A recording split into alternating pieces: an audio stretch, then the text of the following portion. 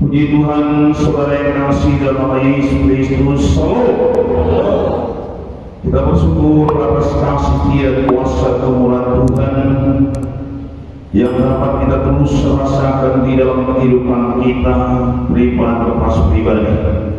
Sekalipun kadang-kala kita masih tetap diperhadapkan dengan problema atau pekerjaan-pekerjaan musuh yang sering ingin mengganggu iman pengharapan kita. Namun saudaraku, pada hari ini melalui kebenaran firman Tuhan dapat terus menambahkan iman kita, pengharapan kita pada Tuhan. Bagaimana bahwa doa-doa kita Tuhan dapat dengarkan, doa yang ampuh. Itu saya berikan judul hari ini, doa yang ampuh. Kita baca dalam buku Markus pasal 11 ayat 24 sampai 26. Di dalam buku Markus pasal 24, Markus pasal 11 maksud saya ayat 24, karena 3 ayat saja.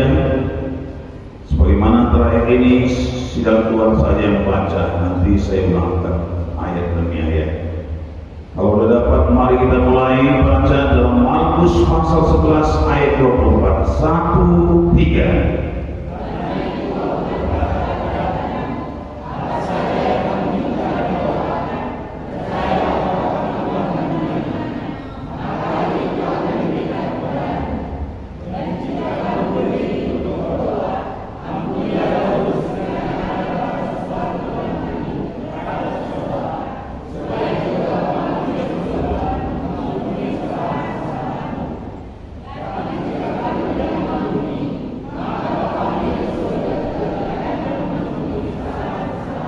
Haleluya. Saudara, tentu sebagaimana minggu yang lalu juga, ini adalah satu doa harapan kita segenapnya pada Tuhan. Mengapa kita harus berdoa pada Tuhan? Karena kita merindukan, karena kita percaya kepada Tuhan bahwa Dia dapat mengabulkan, memenuhi apa yang kita mintakan kepada Tuhan. Makanya saudaraku, kita pun berdoa dengan tidak jemu-jemu kepada Tuhan. Tapi kenapa saudara doa yang kita panjatkan itu sering kita sendiri pun tidak percaya, bahkan ragu terhadap apa yang kita mintakan, sehingga doa kita itu tidak terkabul. Tetapi Markus sendiri tadi menyatakan kepada kita, karena itu aku berkata kepada apa saja ya.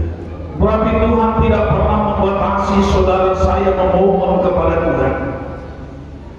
Tuhan tidak membatasi saudara berdoa hanya tentang hal-hal sesuatu saja. Tuhan tidak memberikan arahan doa kita hanya tentang yang kecil-kecil saja. Tetapi firman Tuhan tadi berkata apa saja. Ya. Berarti tidak ada batasan bagi Tuhan untuk menjawab apapun yang kita rindukan, kita mintakan kepada Tuhan. Tetapi saudara yang kekasih dalam nama Yesus Kristus, apa yang harus kita miliki di dalam kita berdoa mohon kepada Tuhan ini? Firman Tuhan di sini katakan, percayalah bahwa kamu telah menerimanya. Ini satu kalimat yang mungkin berkontradiksi kepada diri kita sendiri, karena dia berkata kamu percaya bahwa kamu telah menerimanya, telah terjadi, padahal baru kita meminta, baru kita memohon, tapi percayalah kamu telah menerimanya. Artinya saudara, kita punya satu keyakinan bahwa apa yang kita minta itu pada Tuhan, Tuhan sanggup untuk mengabulkannya. Kalau dalam buku 1 Yohanes pasal 5 ayat 15 dulu saya bacakan.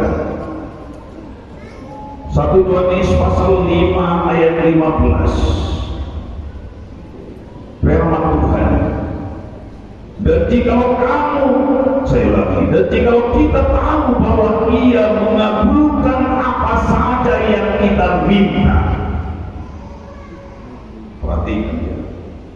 Dan jikalau kita tahu bahwa Dia mengabulkan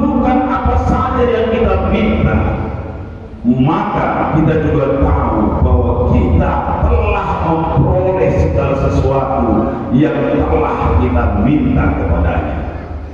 Kenapa Markus tadi menyatakan di dalam pasal 11 ayat 24 tadi, saudaraku, kamu telah menerimanya karena saudaraku ada satu iman keyakinan kita bahwa apapun yang kita beritakan kepada Tuhan, kita dapat menerimanya. Karena kita percaya bahwa apa yang kita pohonkan kepada Tuhan, Tuhan sanggup untuk memenuhinya. Maka kita percaya kita telah menerimanya. Sama dengan dalam buku Amsal yang sering kita baca 10 ayat 6 itu, di atas kepala orang benar itu ada berkat. Di atas kepala orang benar itu ada berkat.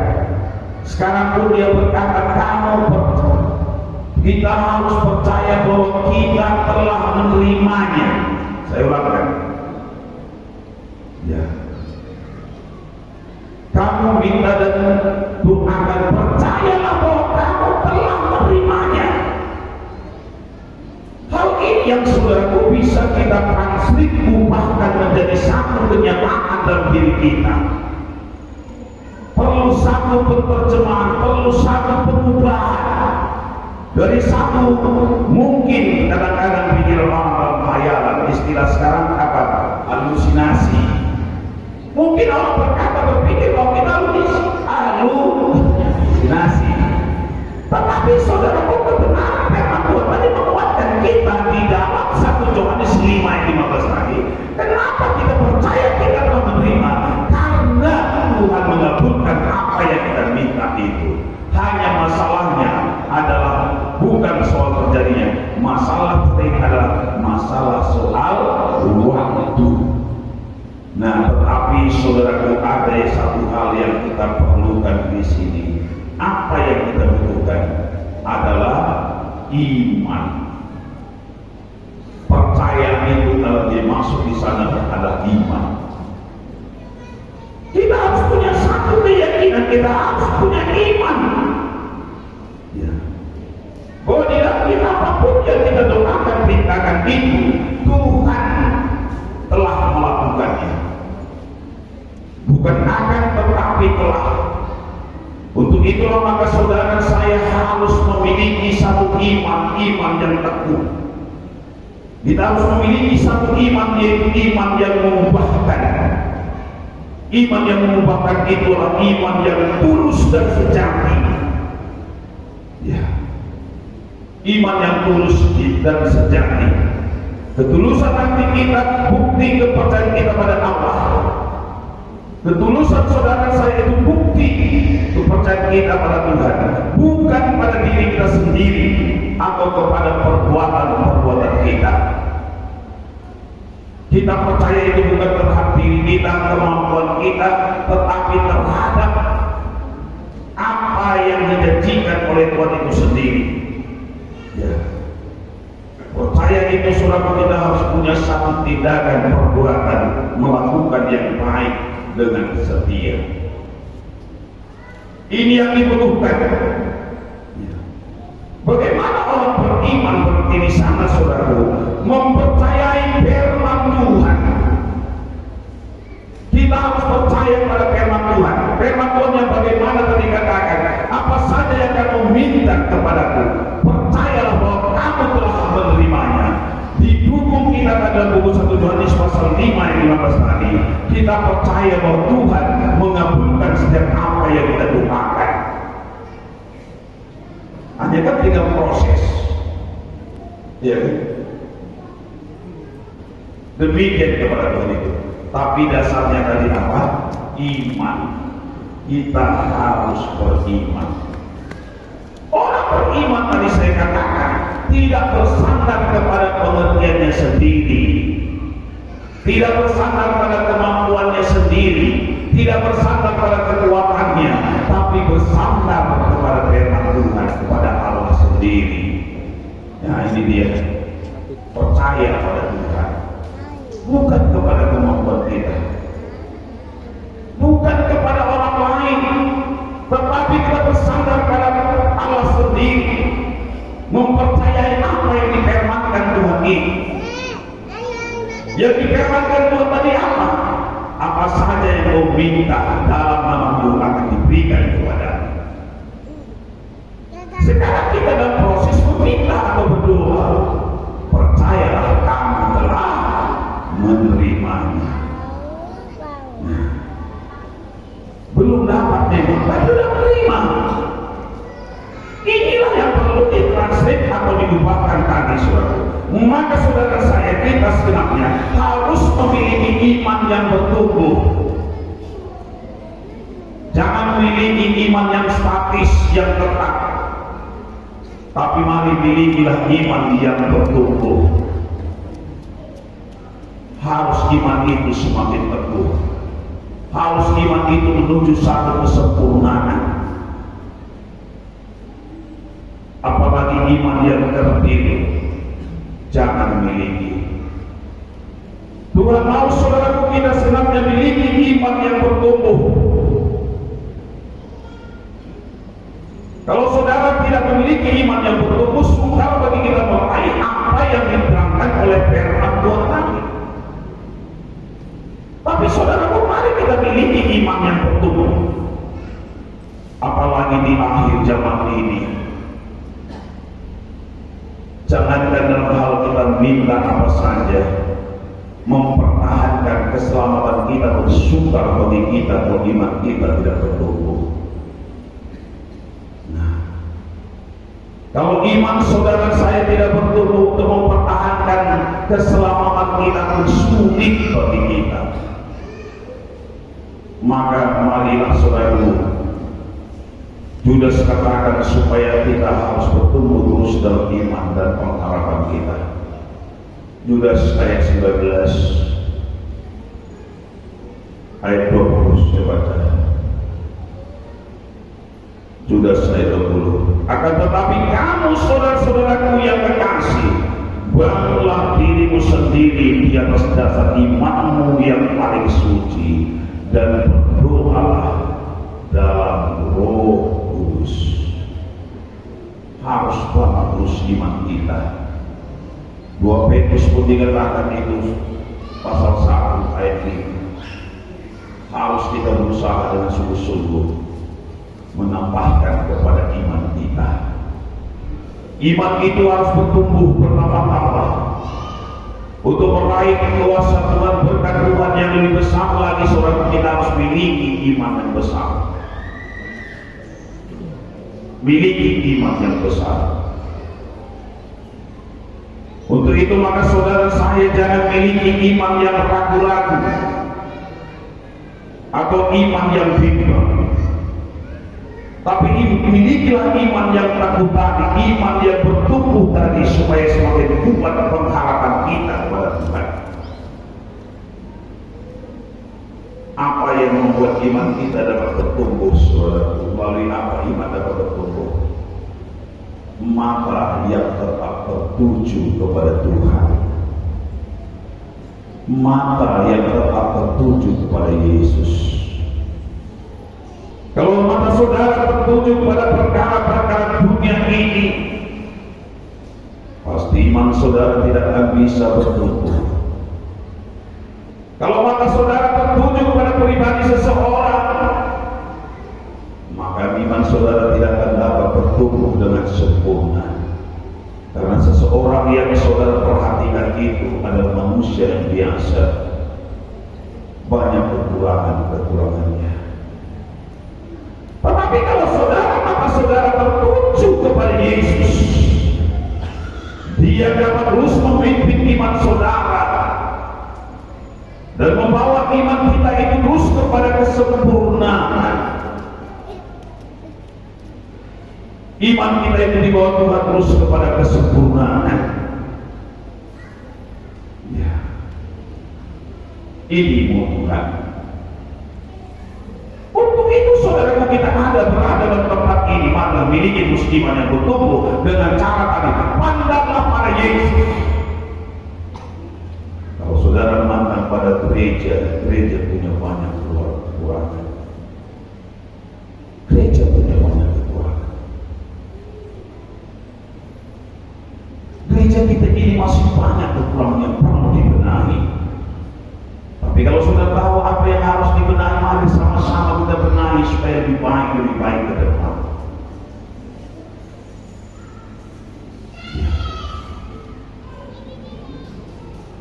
Kalau kita tanya kepada pribadi saya, karena pribadi seseorang itu punya banyak kekurangan. Bisa iman saudara menjadi mati. Tapi pandang pada Yesus. Kapan mata kita arahkan kepada Tuhan, itu yang memimpin iman kita tadi kepada pertumbuhan. Iman kita itu akan dibawa kepada kesempurnaan.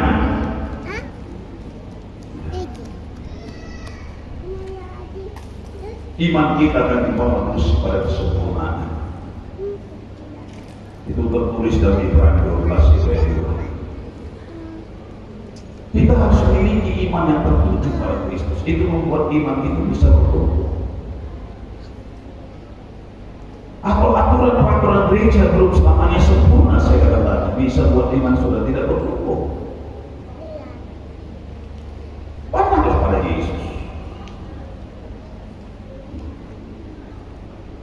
Kalau manusia bisa membuat teori-teori yang indah-indah, tapi prakteknya bisa masih banyak kekurangan-kekurangan. Kalau banyak khotbah-khotbah yang indah-indah, tapi praktek dan kehidupan itu banyak yang kurang. Tapi Yesus sempurna. Dia bisa membawa iman kita juga kepada kesempurnaan. Amin, saudara. Maka pandang pada Tuhan. Pandang pada Yesus. Kedua, membuat iman kita bisa bertumbuh adalah Roh Kudus. Maka kita sering dianjurkan berdoa dalam bahasa roh. Kapan saudara berdoa dalam bahasa roh itu, saudara dibangunkan dalam iman saudara bertumbuh. Maka saudara jangan sepelekan untuk berdoa dalam bahasa roh. Apa kata Rasul Paulus? Memang aku berdoa dengan akal budiku, tetapi aku lebih sering berdoa dalam roh. Tidak salah, tidak dosa kita berdoa dengan akal budi kita. Tetapi kapan saudara berdoa dalam Roh Kudus, penuh dalam Roh Kudus ini, itu yang terus menumbuhkan iman dan pengharapan kita kepada Tuhan, membawa iman kita pada kesempurnaan.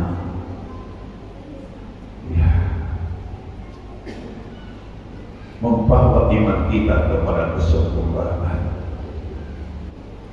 Jangan sepele dengan firman Tuhan. Dengarkan firman Tuhan. Baca firman Tuhan. Terapkan firman Tuhan dalam diri kita. Itu yang dapat terus menumbuhkan iman saudara. Karena dalam Roma 10 ayat 17 dikatakan iman timbul dari pendengaran dari firman Kristus.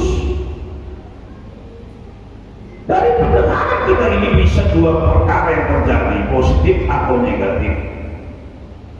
Kalau firman itu, kalau pendengaran kita terhadap perkataan manusia, janji-janji manusia bisa mematikan iman kita, membuat kita takut, membuat kita bimbang, membuat saudara tidak percaya. Tetapi kalau telinga kita, kuping kita terarah kepada firman Tuhan, pasti iman kita yang terus bertumbuh, saudaraku. Saya yakin hari ini saya menambahkan iman kita dari dua ayat saya kita baca terdahulu tadi. Apa dikatakan dalam buku Ibrani, dalam buku Markus 11 ayat 24 tadi? Apa saja yang kamu doakan, minta, percayalah bahwa kamu telah menerima. Satu lagi, kenapa kita percaya? Katanya dalam buku 1 Yohanes 5:15, karena kita percaya bahwa kita memperoleh segala sesuatu yang telah kita minta kepada Tuhan. Nah, ini dia.